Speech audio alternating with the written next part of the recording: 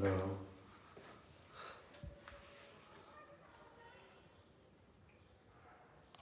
Hello.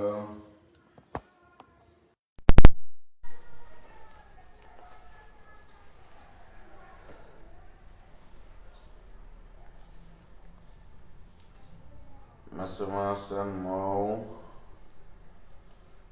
Assalamualaikum warahmatullahi wabarakatuh. Syariah Islam, Tahmid Islam, Ami. Syariah Islam, salam bhai. Waalaikumsalam. Aisyah Siddiqah.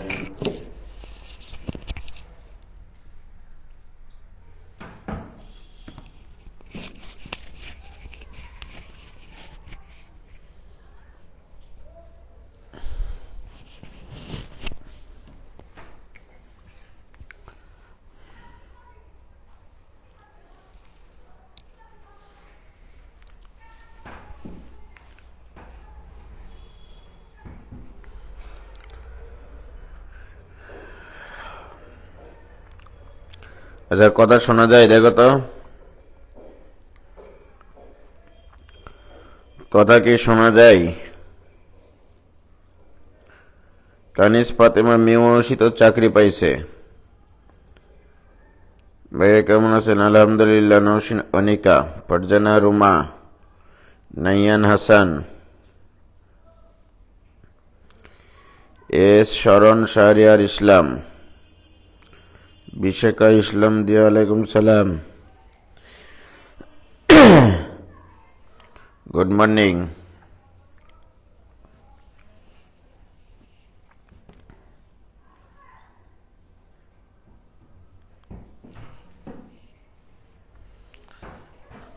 দেখো,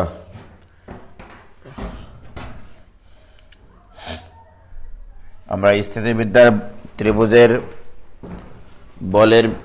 বল ত্রিভুজের বিপরীত সূত্র নিয়ে অঙ্ক করেছিলাম, লামির উপপাদ্য দিয়ে অঙ্ক করেছি। ঠিক আছে, বল ত্রিভুজের বিপরীত সূত্রের আরেকটা অঙ্ক আমি তোমাদেরকে একটু বলি। সেটা হচ্ছে এরকম একটা অনুভূমিক দ্বন্দ্ব। প্রশ্নটা বোঝা আগে। এই হচ্ছে অনুভূমিক একটা দ্বন্দ্ব। এই দ্বন্দ্বের দুই প্রান্তে একটা রশি বাঁধা আছে। দুই প্রান্তে একটা রশি বাঁধা আছে। কি যাই হোক, এই দ্বন্দ্বের অনুভূমিক দ্বন্দ্বের দুই প্রান্তে একটা রশি বাঁধা আছে। রশিতে কোনো জায়গাতে গেট নাই। এর অর্থ প্রত্যেকটা অংশের টান হবে সমান। এটা তোমাদেরকে বলেছি। তাহলে এখানে একটা প্রান্ত বাঁধা আছে, এখানে একটা প্রান্ত বাঁধা আছে রশিটার, এবং ডাব্লিউ ওজনের একটা বস্তুকে ঝুলানো হয়েছে, অবাধে ঝুলানো হয়েছে। তোমরা জানো যে কোনো একটা বস্তুকে যখন একটা রশিতে অবাধে ঝুলানো হয়, সেটা মধ্যবিন্দুতে এসে খাড়ার নিচের দিকে ক্রিয়াশীল হয়। কিন্তু আমি তোমাকে বললাম, তুমি এখানে এমন একটা ব্যবস্থা গ্রহণ করো যেন বস্তুটার ওজন বি বিন্দুর ঠিক নিচে ক্রিয়াশীল হয়। বি বিন্দুর, তাহলে তোমাকে কি করতে হবে? তাহলে এমনি নর্মালি যদি আমি বস্তুটাকে রাখতাম তাহলে এরকম ভাবে থাকতো। এটা কিন্তু এই ব্যবস্থাটা আমি চাচ্ছি না। এখানে যদি ডাব্লু ওজনের একটা বস্তুকে ঝোলাইতাম, নর্মালি অবাধে ঝুলে দিতাম, তাহলে মধ্যবিন্দুতে এসে খাড়ার নিচের দিকে ক্রিয়াশীল হতো। কিন্তু আমি তোমাকে এমন ব্যবস্থা গ্রহণ করতে বলছি যেন ডাব্লু ওজনটা এখানে ক্রিয়াশীল না হয়ে বি বিন্দুর ঠিক নিচে ক্রিয়াশীল হয়। তাহলে কি করব? একটা কাজ করি, যেহেতু এটা অবাধে চলাচল করতে পারে রশিটার উপর দিয়ে, তাহলে এদিকে যদি একটা ফোর্স অ্যাপ্লাই করে টাইনে এদিকে নিয়ে যেতে পারি আমরা। দেখি কিছু আছে এখানে,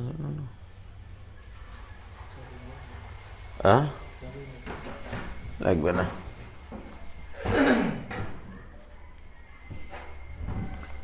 এই যে এখানে এটা মনে করো ঝোলানো আছে এইভাবে।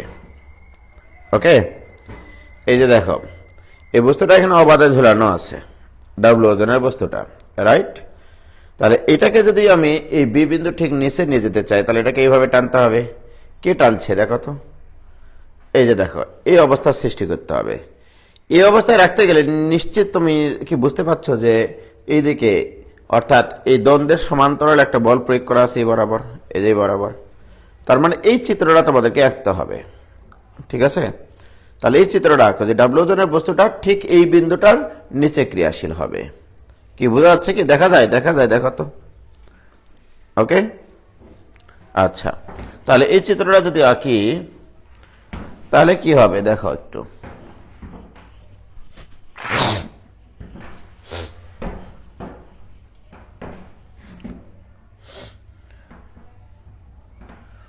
তাহলে আমি কি করতে চাচ্ছি? ডাব্লিউ ওজনের বস্তুটাকে ঠিক এই বিন্দুর নিচে ক্রিয়াশীল করতে চাচ্ছি।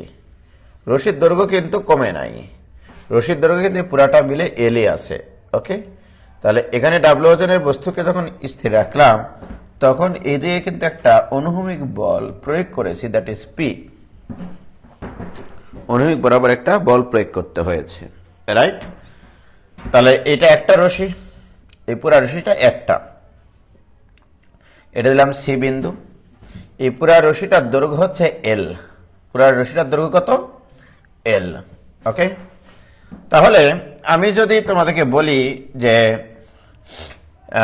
এইটুকুর দৈর্ঘ্য এক্স, সরি এইটুকুর দৈর্ঘ্য এক্স ধরলাম, তাহলে এইটুকুর দৈর্ঘ্য হবে এল মাইনাস এক্স। ওকে, আর মনে করো এই দ্বন্দ্বের দৈর্ঘ্য স্মল এ, এটা প্রশ্নে দেওয়া আছে। ওকে, তাহলে তোমার কি কি তথ্য দেওয়া আছে প্রশ্নে? প্রশ্নে বলা আছে এ দৈর্ঘ্যের একটি অনুভূমিক দ্বন্দ্বের দুই প্রান্তে এল দৈর্ঘ্যের একটা রশির দুই প্রান্ত বাঁধা আছে। ডাব্লু ওজনের একটি বস্তুকে অনুভূমিক পি বলের সাহায্যে বি বিন্দুর ঠিক নিচে স্থির রাখা যায়। ঠিক আছে, অনুভূমিক পি বলের সাহায্যে বি বিন্দুর ঠিক নিচে অনুভূমিক অবস্থায় রাখা যায়। এবারে বলছে রশির টান নির্ণয় করো এবং অনুভূমিক পি বলের মান নির্ণয় করো, রাইট? তাহলে এই বিন্দুটাতে কিন্তু গেট নাই, আগেই বলছি আমি গেট নাই। তাহলে এখানে যদি টান টি হয় এই অংশের টান টি হবে। রশির টান মানে আমি তোমাদেরকে আগেই বলেছি সেটা নিজস্ব একটা সহ্য ক্ষমতা, যে পরিমাণ টান সে সহ্য করতে পারে সেটা হচ্ছে তার নিজস্ব সহ্য ক্ষমতা আসলে। ওকে, তাহলে এগুলো ধরে নিই। তাহলে ধরি মানে ফাইনাল পরীক্ষায় আমি অ্যান্সার করতেছি, ধরি A B equal to small A equal to দ্বন্দ্বের দৈর্ঘ্য বা লাঠির দৈর্ঘ্য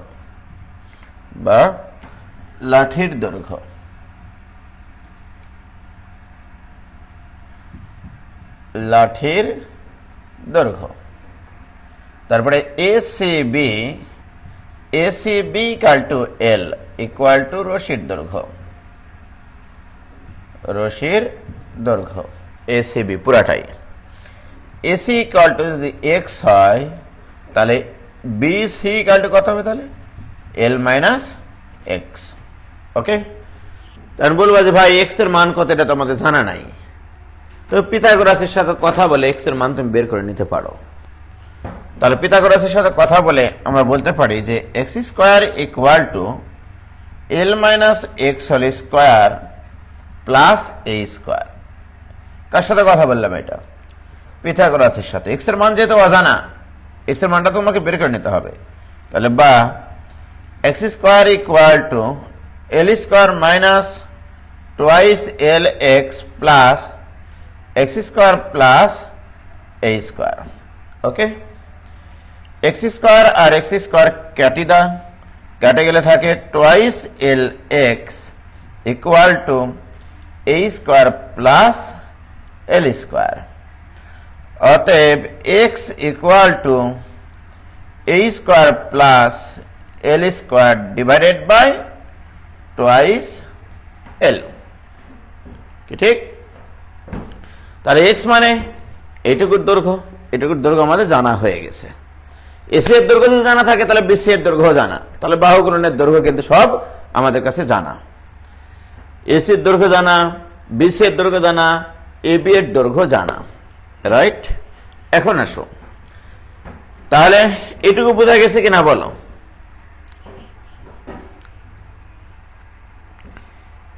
এইটুকু কি বোঝা গেছে? কই তোমরা? হ্যাঁ, সমকোণী ত্রিভুজ হবে। বি বিন্দুর ঠিক নিচে ক্রিয়াশীলের সমকোণী ত্রিভুজই হবে। কি ক্লিয়ার ভাইজান এতটুকু?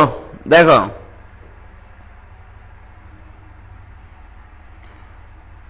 তোমাদের এই কয়জন মাত্র ক্লাস করতেছে, তার মানে ক্লাস তো আমি আর রাখবো না। তো কাদের জন্য ক্লাস করা এগুলো?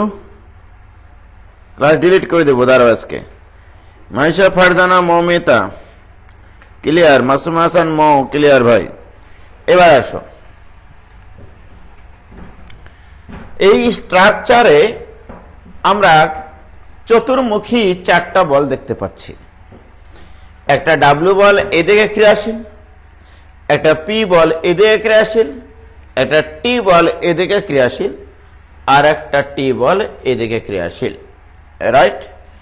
এখন আমরা তো জানি যে একটা বিন্দুতে তিনটা বল ভিন্ন ভিন্ন ক্রিয়া রেখা বরাবর একতলীয় বল ক্রিয়াশীল থেকে যদি ভারসাম্য সৃষ্টি করে এবং সেই স্ট্রাকচারে যদি একটা ত্রিভুজ দেখা যায়, যে ত্রিভুজের বাহুগুলো হবে বলগুলোর ক্রিয়ারেখার সমান্তরাল, সেক্ষেত্রে আমি বল ত্রিভুজের বিপরীত সূত্র ইউজ করতে পারি। কিন্তু দুঃখের বিষয়, এই স্ট্রাকচারে টোটাল চারটা বল আছে, রাইট? চারটা বল কি কি? একটা পি বল, একটা টি বল, একটা টি বল আর একটা ডাব্লিউ বল, রাইট? আমার এখন প্রশ্ন তোমাদের কাছে, সি বিন্দুতে ডাব্লিউ আর টি এর লব্ধি একটা বল সৃষ্টি হবে। টি আর ডাব্লিউ এর লব্ধি বল কত? কার্যরত লব্ধি বল সি বিন্দুতে কত হবে? টি আর ডাব্লিউ, টি মাইনাস ডাব্লিউ নাকি ডাব্লিউ মাইনাস টি, কোনটা হবে? এটা কে বলতে পারবে? টি মাইনাস ডাব্লিউ নাকি ডাব্লিউ মাইনাস টি? দুইটা বিপরীতমুখী বল প্রয়োগ করা আছে, আর টি মাইনাস ডাব্লিউ হবে নাকি ডাব্লিউ মাইনাস টি হবে, এটা কে বলবে? বলো একটু তোমরা, কি হবে? মোহাম্মদ নাজমুল সাকিব লিখেছে ডাব্লিউ মাইনাস টি। দেখা যাক।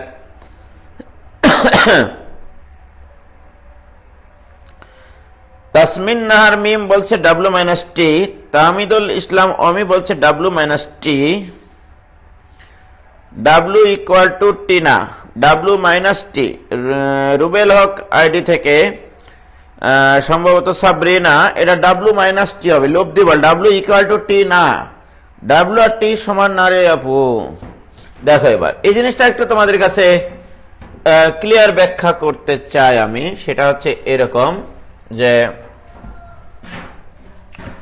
মনে করো এই বিন্দুতে তোমরা যেটা দেখতে পাচ্ছ যে এদিকে একটা পি বল আছে, এদিকে টি বল আছে, এদিকে ডাব্লিউ বল আছে, আর এখানে আছে তোমার আরেকটা টি বল। ওকে, তো ঘটনা হলো কি জানো, এমনি দেখানোর জন্য, এটা যে তোমাদের পরীক্ষায় খাতায় লিখতে হবে তা না, একটু ফিলিংস নেওয়ার জন্য, কনসেপ্টটা ক্লিয়ার করার জন্য। এই বস্তুটা স্থির থাকে, স্থির যদি থাকতেই হয় তার মানে upward force equal to downward force হওয়া উচিত। এখন সাবরিনা দেখছে আপওয়ার্ড ফোর্সটা টি, ডাউনওয়ার্ড ফোর্সটা ডাব্লিউ। মিথ্যা কথা।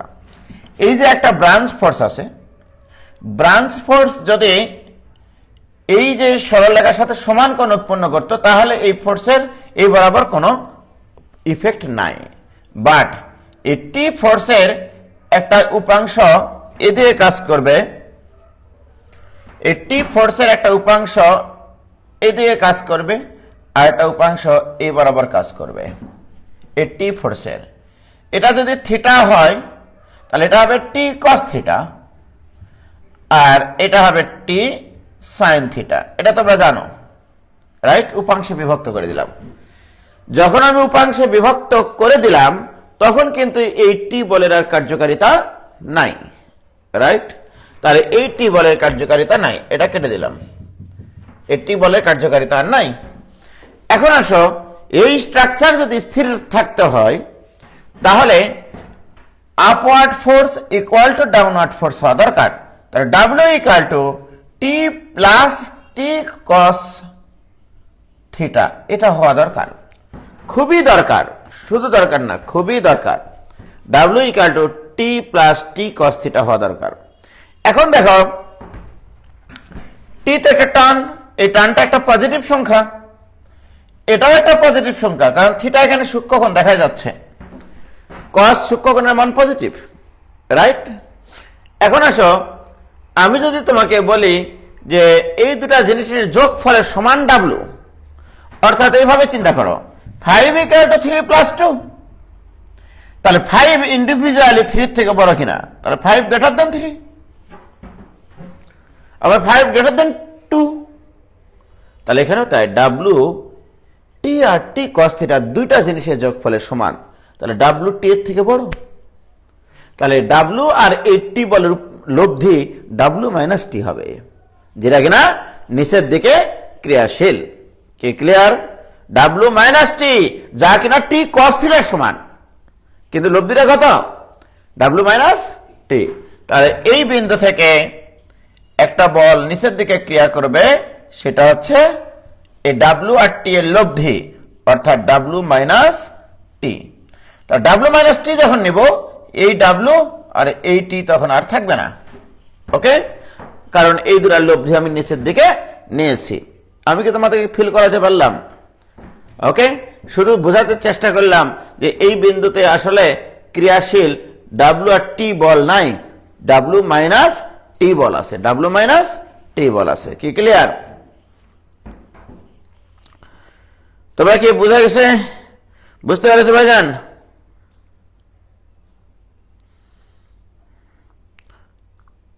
ক্লিয়ার? তোমাদের কি ফিলিংস আসলো?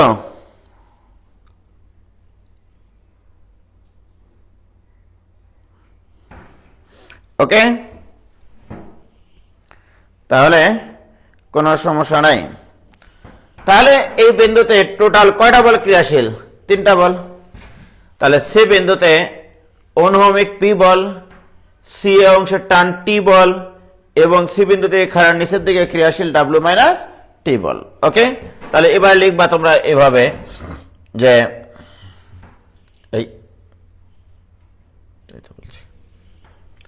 এবার তাহলে লিখো যে সি বিন্দুতে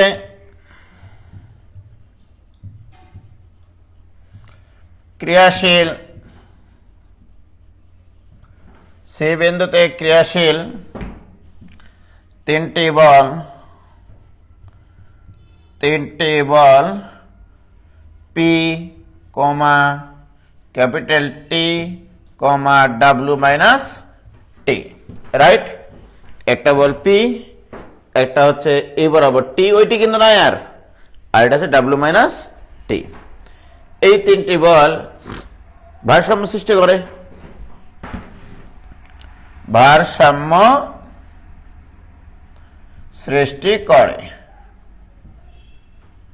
ভারসাম্য সৃষ্টি করে। এবং লক্ষ্য করে দেখো এই 3টা বল কিন্তু এই এবিসি ত্রিভুজের 3টা বাহু বরাবর আছে বলে মনে হচ্ছে। কেন? দেখো পি বলটা মনে হচ্ছে এবি বরাবর ক্রিয়াশীল, রাইট? এই টি বলটা কোন বরাবর ক্রিয়াশীল? সি এ বরাবর ক্রিয়াশীল। আবার দেখো ডাব্লু মাইনাস টি বলটা কোন বরাবর ক্রিয়াশীল? বি সি বরাবর ক্রিয়াশীল। তাহলে অতএব বল ত্রিভুজের বিপরীত সূত্রানুসারে পাই, অতএব বল ত্রিভুজের বিপরীত সূত্রানুসারে পাই, বিপরীত সূত্রানুসারে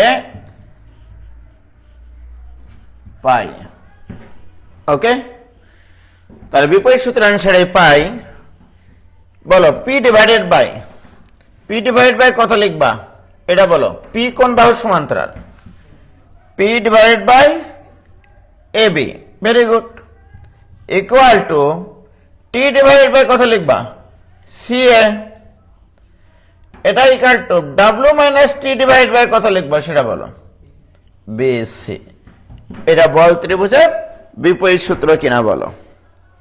বলো কোনো ভেজাল আছে?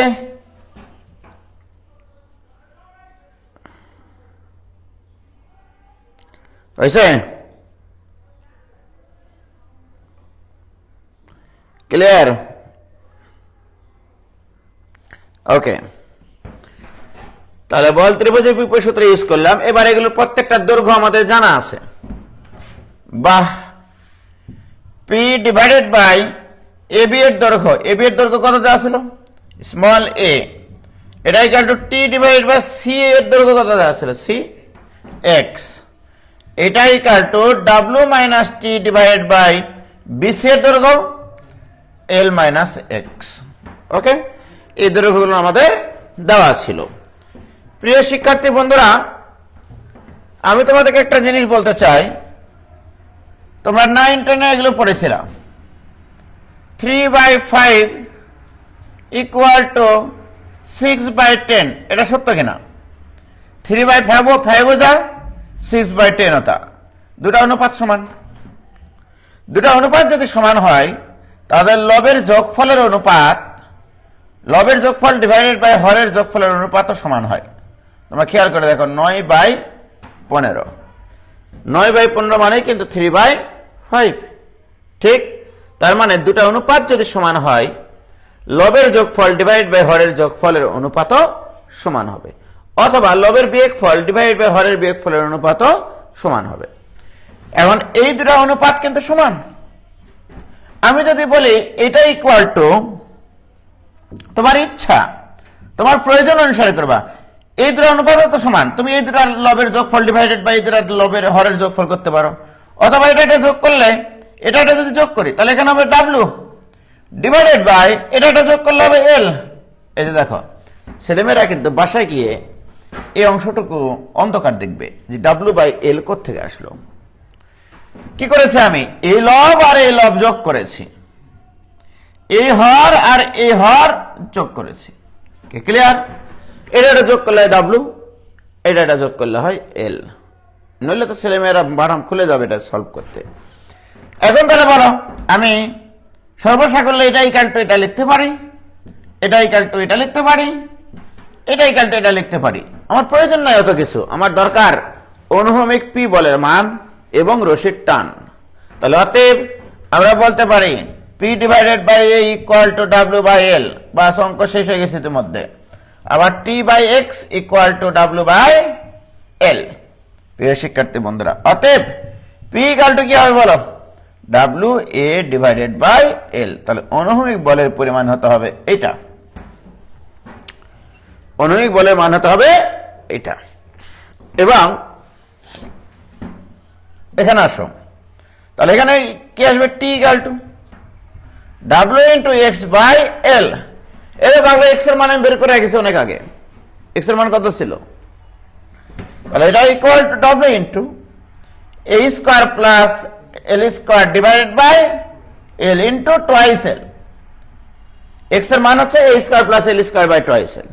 তাহলে অতএব ক্যাপিটাল টি রশির টান equal to W into A square plus L square divided by 2 L square. এটাই অ্যান্সার। কি ক্লিয়ার?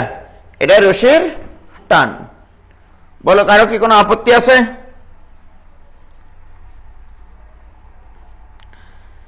দেখো ভাইজান, ক্লিয়ার কি?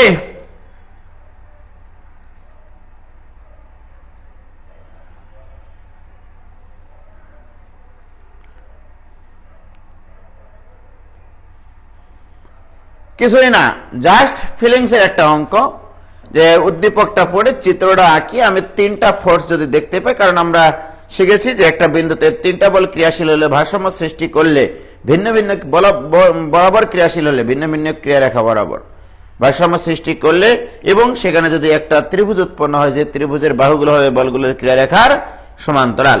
ওকে,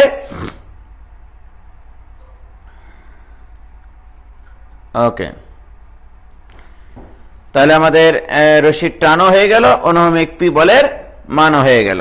ওকে, এবার আসো, খুবই সুন্দর একটা অঙ্ক, খুবই কিউট একটা প্রশ্ন।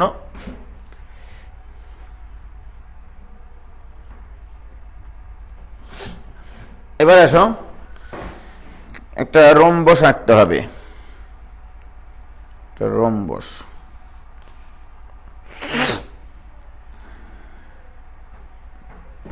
একটা পাতা আছে এখানে, থেকে একটা পেজ দাও তো, নিচ থেকে একটা পেজ দাও।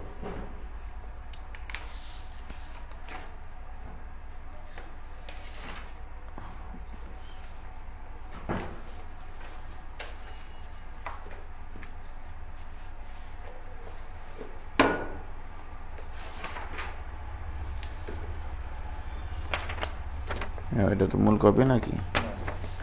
দেখো এবার একটা অঙ্ক করব, খুব সুন্দর একটা অঙ্ক।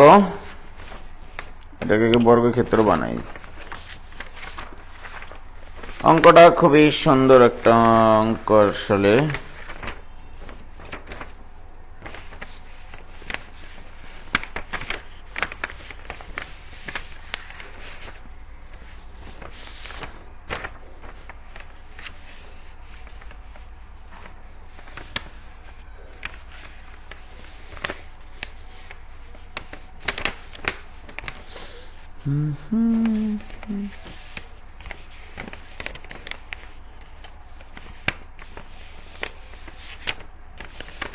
দেখো একটা রম্বস বানালাম। হ্যাঁ, দেখো এটা একটা রম্বস, দেখতে পাচ্ছ? হ্যাঁ, এখন এই রম্বস আকৃতির একটা পাত, প্রশ্নটা হচ্ছে রম্বস আকৃতির একটা পাত। সাদা পেজ হলে ভালো হতো, সাদা পেজ নিয়ে এসো তো। খুব সুন্দর একটা প্রশ্ন। রম্বস আকৃতির একটা পাত, এই পাত, এটা একটা স্টিলের পাত মনে করো। ওকে, এই রম্বসের দুটা কর্ণ আছে, এখানে একটা কর্ণ আছে, এখানে একটা কর্ণ আছে, রাইট? এই কর্ণ দুটা যে বিন্দুতে ছেদ করেছে সেখান থেকে মনে করো একটা ডাব্লু ওজনের একটা বস্তু ঝুলানো হয়েছে, ডাব্লু ওজনের একটা বস্তু ঝুলানো হয়েছে। আমার প্রশ্ন, এই রম্বসের একটা কোণ 120 ডিগ্রি, রম্বসের একটা কোণ 120 ডিগ্রি। তোমাদেরকে ক্লু দিয়ে দিচ্ছি, দেখো রম্বসের একটা কোণ 120 ডিগ্রি। এই রম্বসের কর্ণদ্বয় যে বিন্দুতে ছেদ করে সেই বিন্দু থেকে ডাব্লু ওজনের একটা বস্তুকে ঝুলে দেওয়া হয়েছে, এবং তাহলে এটাকে ঝুলে দিলে কি এটা ধপাস করে পড়ে যাবে? তাহলে এই কর্ণ বরাবর যে দুটা রশি আছে বা দুটা টান আছে, এই বরাবর এইভাবে দুটা বল প্রয়োগ করে রেখে দেওয়া আছে, এটা স্থির রাখা আছে।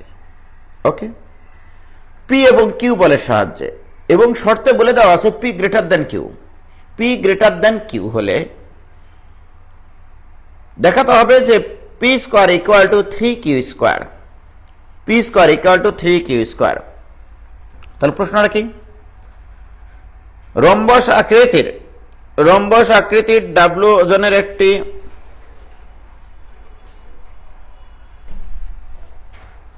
পাতকে, এই যে দেখো এটা দিয়ে একটু বানিয়ে তোমাদেরকে দেখায়, তাহলে সুবিধা হবে। সাদা পেজ নিয়ে আসলাম।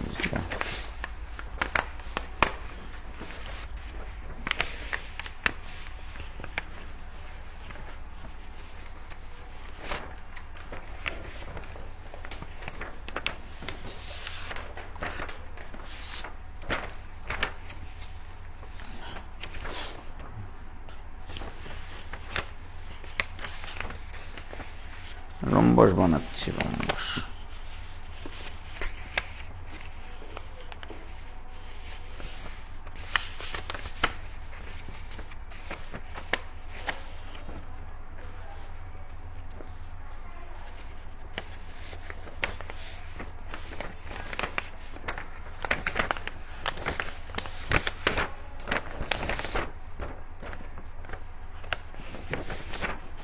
এই যে দেখো এটা রম্বস, 100% এটা রম্বস। ওকে, স্কেলটা আছে? না না, কাটবো না।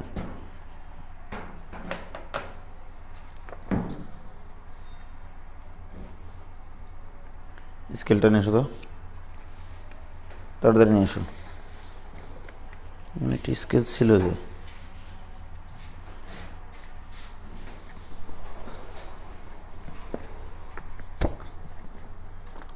দাঁড়াও তোমরা একটু, হ্যাঁ অঙ্কটা বুঝাই একটু তোমাদেরকে।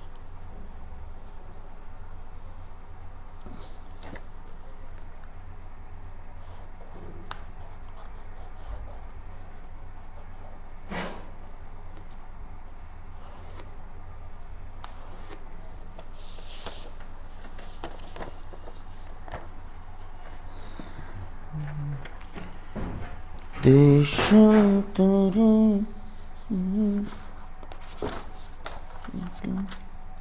দেশ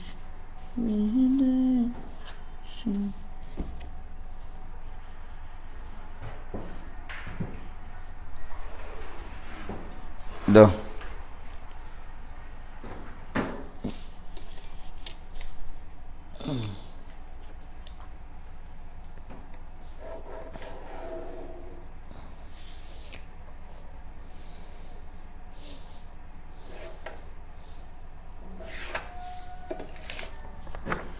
এই যে দেখো, তোমরা এটা দেখতে পাচ্ছ কি? দেখো এই যে রম্বসটা, এটা কি দেখা যায়? দেখো তো বাবা, হ্যাঁ এই যে চিত্রটা দেখা যায় কিনা, এটা তোমরা আমাকে রেসপন্স করো তাহলেই হবে। এই যে রম্বসটা দেখা যায় কিনা, দেখা যায়? হ্যাঁ দেখা যাচ্ছে? ক্লিয়ার দেখা যাচ্ছে? ওই দাগটা দেখা যাচ্ছে? হ্যাঁ একটু উপরে ধরবো, আচ্ছা। এই যে দেখা যাচ্ছে, দেখা তো আমাকে দেখার দরকার নাই। এই রম্বসের এই যে বিন্দুতে, যে বিন্দুতে কর্ণটা ছেদ করেছে, এই কর্ণটা থেকে তোমার নিচের দিকে একটা ডাব্লু বল ক্রিয়াশীল, তাহলে হচ্ছে এই দিকে ডাব্লু বল ক্রিয়াশীল,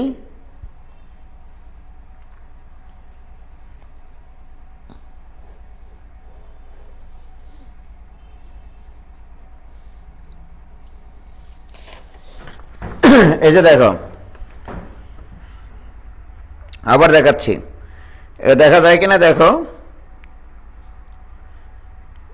এই যে রম্বস আকৃতির একটা এটা হচ্ছে পাত, স্টিলের পাত, এর ওজন ডাব্লু, ডাব্লুটা হচ্ছে তোমার এই কর্ণ থেকে খাড়ার নিচের দিকে ক্রিয়াশীল। তাহলে এটাকে ধরে রাখতে গেলে, এটাকে যদি ধরে রাখতে যাই তাহলে আমরা কি করতে হবে? এই যে এই কর্ণ বরাবর একটা বল, এই কর্ণ বরাবর একটা বল, পি এবং কিউ এর মাধ্যমে এটাকে স্থির রাখা আছে। প্রশ্নে বলা আছে P greater than Q, P greater than Q, এবং এই রম্বসের একটা কোণের পরিমাণ 120 ডিগ্রি, এটা বলে দেওয়া আছে। ওকে, তাহলে দেখো প্রশ্নটা ছিল এরকম যে এই হচ্ছে রম্বস আকৃতির একটা পাত,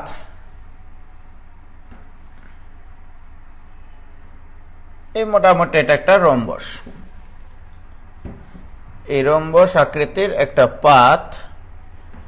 আমি এটাকে একটা কাজ করব, সেটা হচ্ছে ফিল করতে হবে। ফিল করতে গেলে এটাকে ইয়ে করতে হবে, করে গ্রুপ করতে হবে। করলাম, করার পরে এটাকে ফিল করতে হবে। Fill colour, fill colour, fill colour, fill colour, fill colour, এই তো এটা, এটাকে ফিল করে দিলাম। ওকে, এই যে রম্বস আকৃতির একটা পাত। এখন দেখো যে এই পাতটার এটা একটা কর্ণ, এটা আর একটা কর্ণ, এর একটা কোণ কিন্তু 120 ডিগ্রি দেওয়া আছে। এখান থেকে ডাব্লু ওজনের একটা বস্তু ঝুলানো আছে। প্রশ্নটা হচ্ছে কিরকম সেটা বলে দিচ্ছি। ডাব্লু ওজনের একটা বস্তু ঝুলানো আছে এবং এই কর্ণ বরাবর দুটা বল পি আর কিউ এর মাধ্যমে, পি এবং কিউ এর মাধ্যমে এটাকে স্থির অবস্থায় রাখা যায়, পি এবং কিউ এর মাধ্যমে স্থির অবস্থা রাখা যায়। এবং প্রশ্নে বলে দেওয়া আছে, রম্বসের প্রশ্নে কি কি বলে দেওয়া আছে? রম্বসের একটি কোণ 120 ডিগ্রি, একটি কোণ 120 ডিগ্রি, এটা বলে দেওয়া আছে। প্রশ্নে বলে দেওয়া আছে দুটা বল ক্রিয়াশীল কর্ণ বরাবর,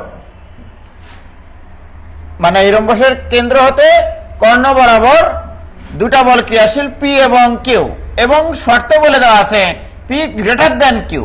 এর যে এই জিনিসটা বলে দেওয়া আছে এর একটা মর্ম আছে।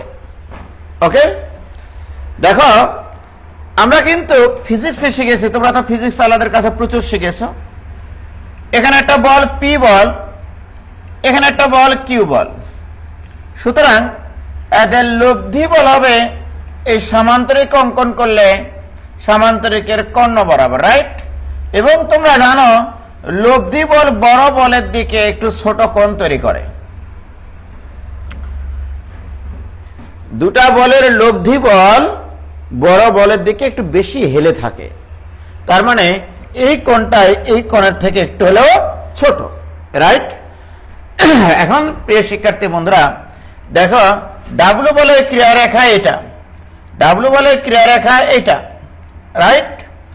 এই দুটাকে এই দুটা বল ধরে রাখবে, তার মানে এই দুটা বলের লব্ধি ডাব্লু, ঠিক কিনা বলো? লব্ধিটা ডাব্লু। অ্যাকচুয়ালি লব্ধি এইদিকে ক্রিয়াশীল হতো, এটাকে নিষ্ক্রিয় করার জন্য ডাব্লু বলটার নিচে ক্রিয়াশীল হয়েছে।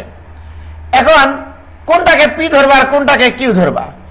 যে বলের ক্রিয়ারেখার সাথে ডাব্লু বলটা ছোট কোণ উৎপন্ন করে সেটা হবে বড় বল, রাইট? তাহলে এখন কোন বাহুর সাথে এই যে দুটা সরলরেখা, এ বরাবর একটা বল ক্রিয়াশীল হবে, এ বরাবর একটা বল ক্রিয়াশীল হবে। কোন বলের সাথে ডাব্লু ছোট কোণ তৈরি করে, কম কোণ উৎপন্ন করে, সেটা হবে বড় বল। তাহলে দেখো তো এটার সাথে কম কোণ উৎপন্ন করেছে না? আমার তো এটা 120 ডিগ্রি, টোটালটা 100, তাহলে এর অর্ধেক কত? 60 ডিগ্রি। তাহলে এটা কত? 30 ডিগ্রি, যেহেতু এটা লম্ব তাহলে এটা 30 ডিগ্রি। এটা যদি 30 হয় তাহলে এটা কত? এটা 60 ডিগ্রি, কারণ অম্বসের কর্ণদ্বয় পরস্পরকে সমকোণের সমদ্বিখণ্ডিত করে। তাহলে বলো তো ছোট কোণ কোনটা? 30। তাহলে ছোট কোণ যে রেখার সাথে ছোট কোণ তৈরি করে সেই বরাবর বড় বল ক্রিয়াশীল হবে, এই বরাবর ছোট বল ক্রিয়াশীল হবে। এইটা নির্ধারণ করাটাই হচ্ছে এই অঙ্কের মূল বিষয়, আর কিচ্ছু লাগবে না। জাস্ট এইটুকু নির্ধারণ করতে পারে না বলে ছেলেমেয়েরা এই অঙ্ক করতে পারে না ফাইনাল পরীক্ষায়। ওকে, তোমার প্রশ্নে বলে দেওয়া ছিল রম্বসের একটা কোণ 120 ডিগ্রি, এই যে এটা নির্ণয় করার জন্য। ওকে, এটা 120 হলে অর্ধেক হবে 60, এটা 60 হলে যেহেতু এটা সমকোণের ত্রিভুজ তাহলে এটা হবে 30, আবার এটা যেহেতু পুরাটা 90 ডিগ্রি তাহলে এটা হবে 60। তাহলে ডাব্লু বলটা এই ক্রিয়ারেখার সাথে কম কোণ উৎপন্ন করেছে, যার সাথে কম কোণ উৎপন্ন করবে সেই বরাবর বড় বলটা ক্রিয়াশীল হবে। কি ক্লিয়ার? আবার দেখো এখানে যেটার সাথে বড় কোণ উৎপন্ন করবে সেই বরাবর ছোট বল ক্রিয়াশীল হবে। তোমার প্রশ্নে যেহেতু বলে দেওয়া আছে পি গ্রেটার দেন কিউ, এটাই তোমার নির্ধারণ করাটা কঠিন হয়ে যাবে, নইলে দেখবা তোমাদের প্রমাণ আসবে উল্টাটা। ওকে, ছেলেমেয়েরা কি করে জানো? এইদিকে বাহু বড় সুতরাং এইদিকে বড় বল ক্রিয়া করবে মনে হয়, এদিকে বাহু ছোট সুতরাং এই বরাবর মনে হয় ছোট বল ক্রিয়াশীল হবে। এইটা না, বাহু থাকতেই পারে যত বড়ই হোক না কেন, আমাকে তো স্থির রাখতে হবে। কি ক্লিয়ার হয়েছে? এবারে এখন আসো, তাহলে এখানে যদি আমি এখন লামির উপপাদ্য প্রয়োগ করি, লামির মামিকে ডেকে এখানে যদি আমরা অ্যাপ্লাই করি পি ডিভাইডেড বাই পি এর অপোজিট কোণ, তাহলে পি ডিভাইডেড বাই পি এর অপোজিট কোণ কোনটা? পি ডিভাইডেড বাই অপর দুটা বলের মধ্যবর্তী কোণ 90 প্লাস 30, তাহলে সাইন অফ 90 প্লাস 30, ঠিক কিনা বলো? এটা equal to Q divided by P R W এর মধ্যবর্তী কোণ 90 প্লাস 60, সাইন অফ 90 প্লাস 60। আর লাগবে না, ডাব্লিউ এর মধ্যে সম্পর্ক বের করতে বলেনি, আসলে পি আর কিউ এর মধ্যে সম্পর্ক বের করতে বলেছে। তাহলে এখানে হবে পি ডিভাইডেড বাই cos 30, এটা equal to Q divided by cos 60। Okay, তাহলে বা পি ডিভাইডেড বাই √3/2, এটা equal to Q divided by half, e2 আর e2 তো হাফ, তাহলে পি ইকুয়াল টু √3 কিউ। অতএব উভয় পক্ষকে বর্গ করলে P square equal to 3 Q square. কি ক্লিয়ার? এটাই অ্যান্সার, এটাই প্রমাণ করতে বলেছিল। খুব সুন্দর একটা প্রশ্ন, আমার খুব পছন্দের একটা প্রশ্ন। ওকে, কি ক্লিয়ার হয়েছে ভাইজান? সবাই কি বুঝতে পেরেছ?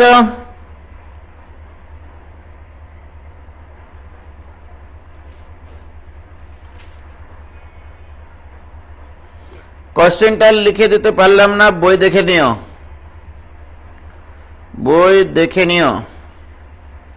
হয়েছে? বইয়ের প্রশ্ন এটা।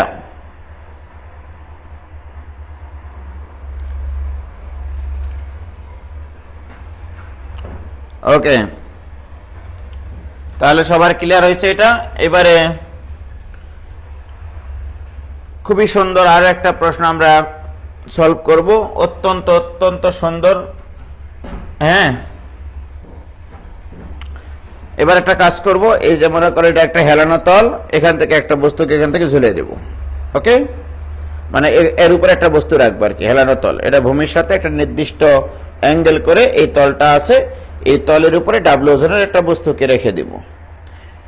ওকে, প্রশ্নটা হচ্ছে একটা হেলানো তলের উপর ডাবল ওজনের একটি বস্তুকে রাখা হয়েছে।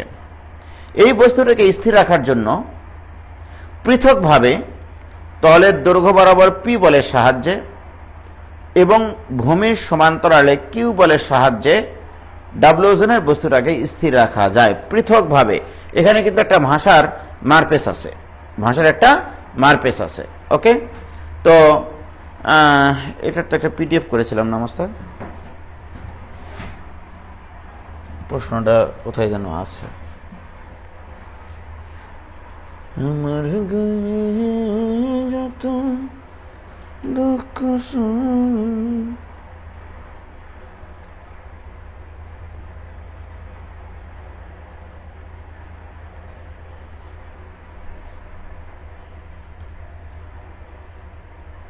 এই যে এটা না, এটা কি? হ্যাঁ, এখানে আছে। তো দেখো প্রশ্নটা, দেখো যে প্রশ্নটা আমি করাতে চাচ্ছি তোমাদেরকে, সেই প্রশ্নটা একটু লিখে নাও।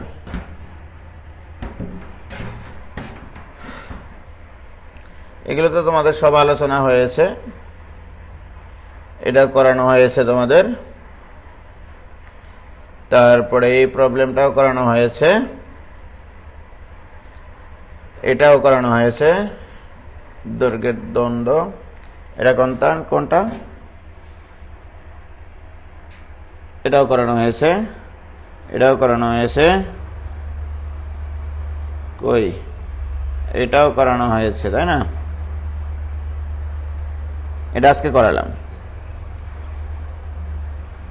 এটাও করানো হয়েছে। আর কই 7 নম্বর প্রবলেম কই রে ভাই?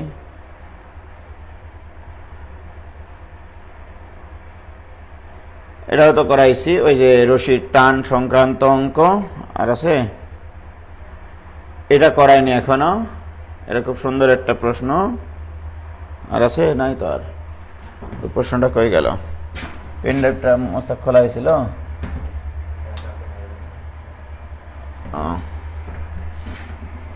কোথায় রাখলাম যেন, এখানে থাকতে পারে।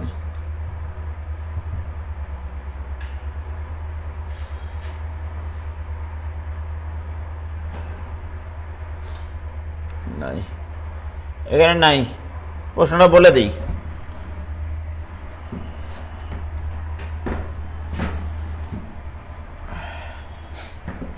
প্রশ্নটা হচ্ছে এরকম, কোন বইয়ে কিভাবে আছে জানি না, আমি বলে দিচ্ছি যে এখানে একটা হেলানো তল আছে, এই হচ্ছে তল, নির্দিষ্ট কোণে আনত তল, মনে করো আলফা কোণে আনত তল।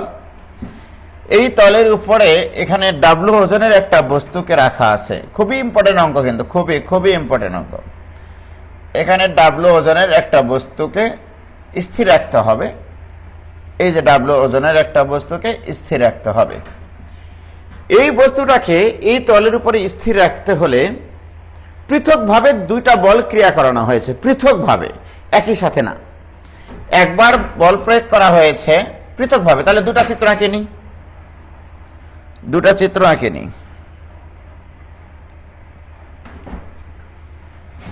দুইটা মানে একই কোণে কিন্তু আনত হতে হবে। হ্যাঁ, তাহলে এটা আলফা কোণে আনত তল, তাহলে এখানে ডাব্লু ওজনের বস্তুটাকে দুইভাবে স্থির রাখা যায় সেটা বলেছে, এই জন্য দুইটা চিত্র আঁকলাম। ওকে, একবার কিভাবে এটাকে স্থির রেখেছে, একবার বলা আছে এই তলের দৈর্ঘ্য বরাবর পি বলের সাহায্যে, তাহলে এই বরাবর পি বলের সাহায্যে এটাকে স্থির অবস্থায় রাখা আছে।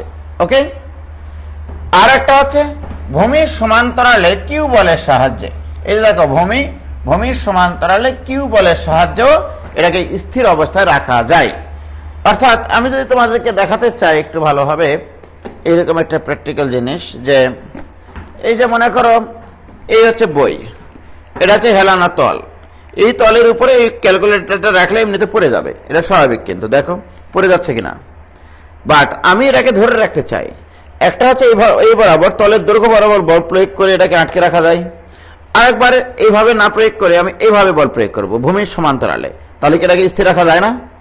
হ্যাঁ, তাহলে এই কথাটাই তোমার বলা আছে, একবার ভূমির সমান্তরালে আর একবার তলের দৈর্ঘ্য বরাবর।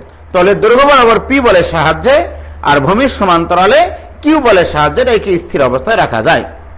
এখন এখানে একটা প্রশ্ন এসে যায়, যদি আমি তলের দৈর্ঘ্য বরাবর পি বলের সাহায্যে ডাব্লিউ ওজনের বস্তুটাকে স্থির রাখি, তখন এই তল একটা প্রতিক্রিয়া বল দিবে বস্তুর উপরে, এই প্রতিক্রিয়া বলটা তলের উপরে লম্ব হয়, তাহলে এইটা ধরে নাও প্রতিক্রিয়া বল আর। ওকে, প্রতিক্রিয়া বল আর, এই আরটা কি? এই তলের প্রতিক্রিয়া বল, আর এই প্রতিক্রিয়াটা আলাদা হবে, কারণ এইদিকে বল প্রয়োগ করার সময় প্রতিক্রিয়া বলটা একটু বেশি হবে এখানে, এটাও লম্ব বরাবর ক্রিয়াশীল হবে, এটা ধরো আর প্রাইম। তাহলে দুটা ক্ষেত্র, তাহলে ডাব্লিউ ওজনের বস্তুটাকে আলফা কোণে আনত তলের উপর তলের দৈর্ঘ্য বরাবর যখন পি বলের সাহায্যে স্থির রাখা হয়, তখন আমাদের দেয়ালে মানে তলের প্রতিক্রিয়া বল কত ধরেছি? আর। লিখো, ধরি অ্যান্সারটা লিখবা কিভাবে পরীক্ষা খাতায়, দেখো ধরি আলফা কোণে আনত তলের, এটা ও বিন্দুতে দিলাম, এটা ও, হ্যাঁ, তলের ও বিন্দুতে ডাব্লিউ ওজনের বস্তুটিকে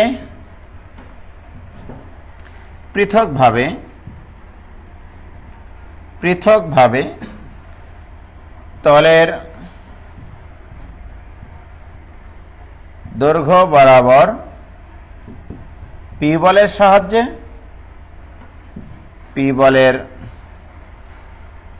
সাহায্যে এবং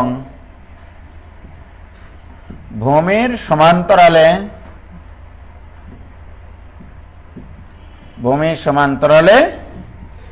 কিউ বলের সাহায্যে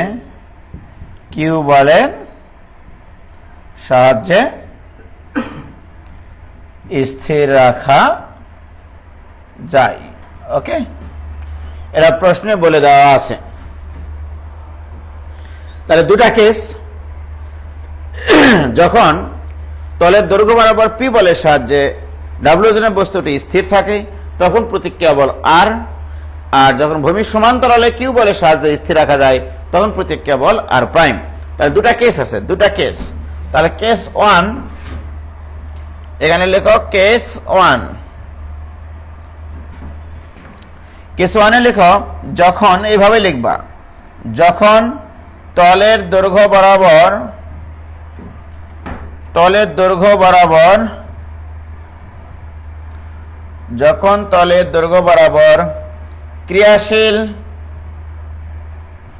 ক্রিয়াশীল পি বলের সাহায্যে ডাব্লিউ ওজনের বস্তুটিকে স্থির রাখা হয়,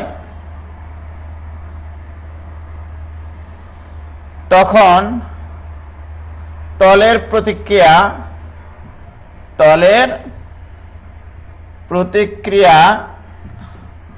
আর, এই কথাটা লিখতে হবে।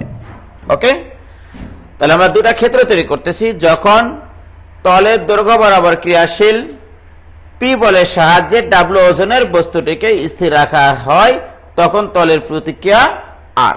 কি ক্লিয়ার? সেক্ষেত্রে আমরা যদি ও বিন্দুতে লামির উপপাদ্য প্রয়োগ করতে চাই, তাহলে আমার কোণগুলো জানতে হবে মন দিয়ে। তাহলে কোণগুলো আমরা বের করে নিই। দেখো এই কোণটা আমার জানা খুব জরুরি, এটা জানাও জরুরি, এটা জানাও আমার জরুরি। তাহলে কোণগুলো তোমরা এখানে দেখে দিবা। এই কোণটা কত হবে? এখানে যে একটা কাল্পনিক সরল লেখাটা না তোমরা, তাহলে এইটুকু তো আলফা, এখান তো অনুরূপ কোণ আলফা 90 ডিগ্রি, তাহলে এই কোণটা হচ্ছে 90 ডিগ্রি প্লাস আলফা। 100% এটা 90 ডিগ্রি, যেহেতু তলের উপর এটা লম্ব, তাহলে এটা হচ্ছে 90 ডিগ্রি। ওকে, আল্লাহ রে সব ডিলিট হয়ে গেল, এই আবার চলে এসছে। তাহলে দেখো এটা 90 প্লাস আলফা, এটা 90 ডিগ্রি, তাহলে এটা কত হবে? 180 থেকে সব বাদ দিয়ে দাও, এই দুটার যোগফল 180 প্লাস আলফা, তাহলে এখানে হবে 180 মাইনাস আলফা, এটা হবে 180 মাইনাস আলফা। কেন? এই তিনটার যোগফল হতে হবে 360। ওকে, তাহলে আমি প্রত্যেকটা কোণ বের করতে পারি। তাহলে আমি বলবো এবার এক্ষেত্রে লামের উপপাদ্য প্রয়োগ করে পাই, অতএব ও বিন্দুতে লামের উপপাদ্য প্রয়োগ করে পাই। তাহলে অতএব ও বিন্দুতে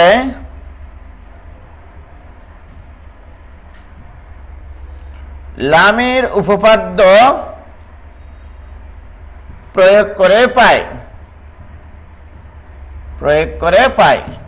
তাহলে কি? P divided by R divided by W divided by, তাহলে পি যখন ডিভাইড বাই করব, তাহলে আর এবং ডাব্লিউ এর মধ্যবর্তী কোণ, তাহলে সাইন আর এবং ডাব্লিউ এর মধ্যবর্তী কোণ কত দেখলাম?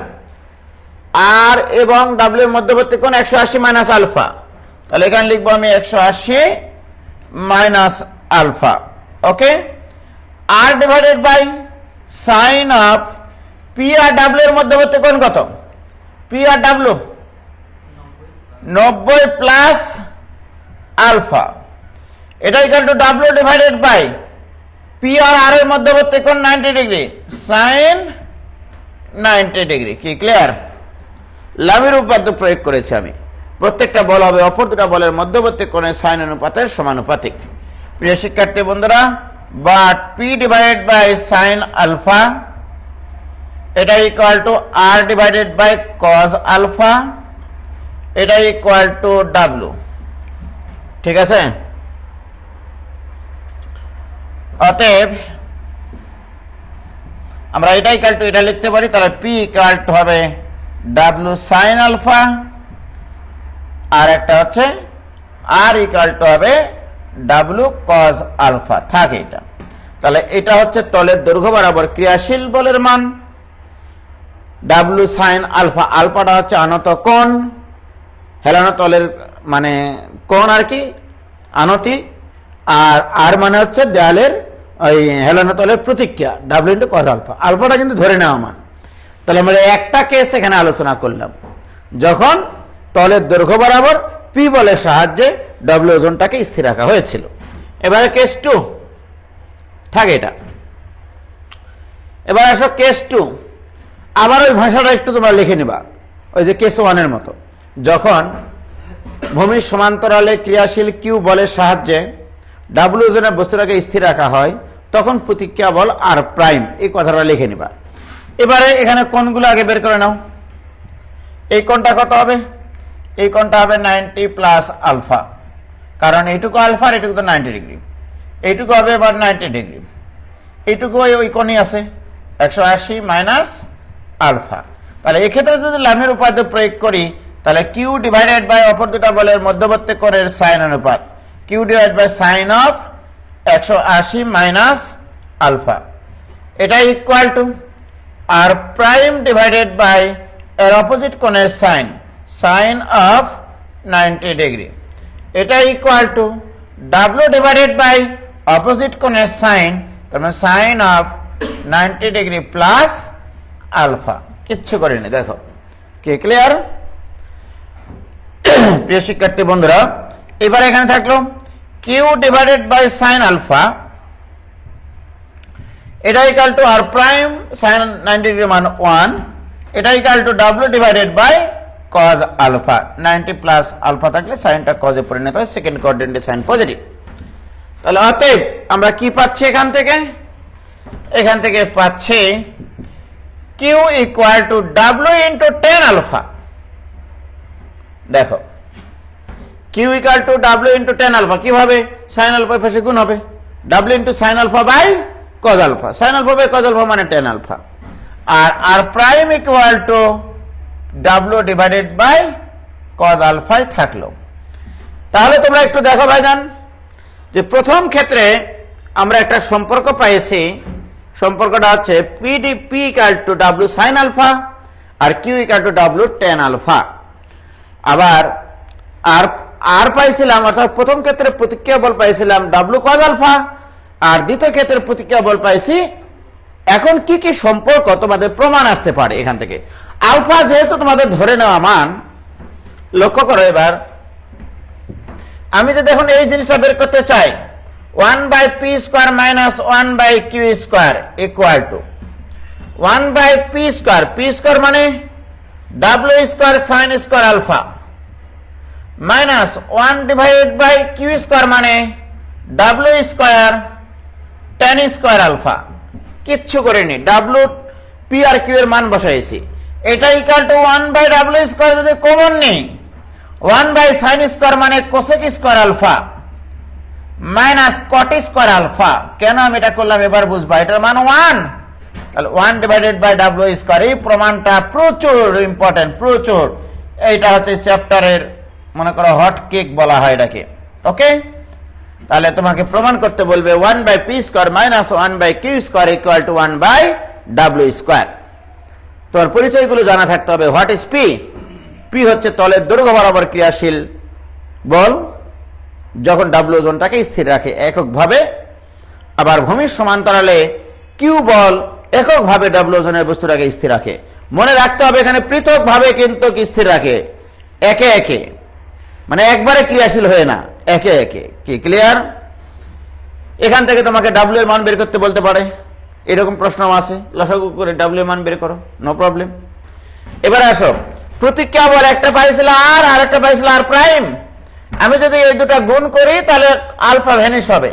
এটা equal to W cos alpha into 1 divided by W by cos alpha. Cos alpha কেটে যায়, তাহলে থাকবে আর আর প্রাইম। অতএব R R prime equal to W square. এটাই অ্যান্সার। কি ক্লিয়ার? এই দুটা প্রমাণ খুবই খুবই ইম্পর্টেন্ট, মোস্ট ইম্পর্টেন্ট। আমরাও কি দুটা চিত্র আঁকবো? হ্যাঁ অবশ্যই, দুইটা চিত্র আঁকবা। তোমরাও দুটা চিত্র আঁকবা, হয়েছে?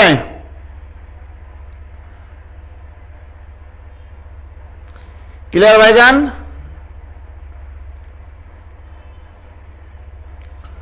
বলো, কারো কোনো ভেজাল আছে? বলো প্লিজ।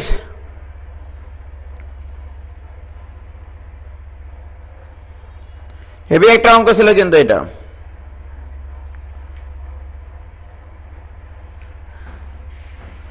খুবই ইম্পর্টেন্ট একটা প্রশ্ন।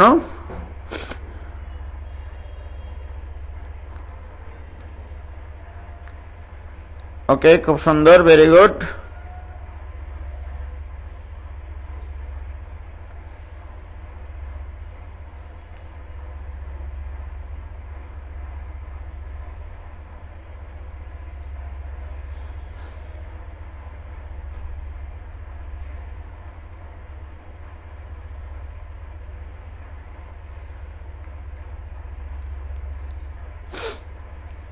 ওকে,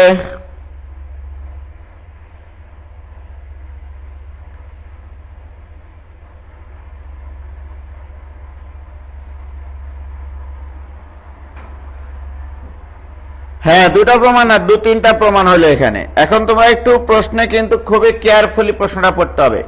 অনেক সময় কিন্তু পরীক্ষায় এই প্রশ্নটা উলট পালট করে দেয়। দেখা গেল বললো তলের দৈর্ঘ্য বরাবর কিউ বল আর ভূমির সমান্তরালে পি বলের সাহায্যে, তাহলে প্রমাণটা আসবে 1/q square minus 1/p square equal to 1/w square.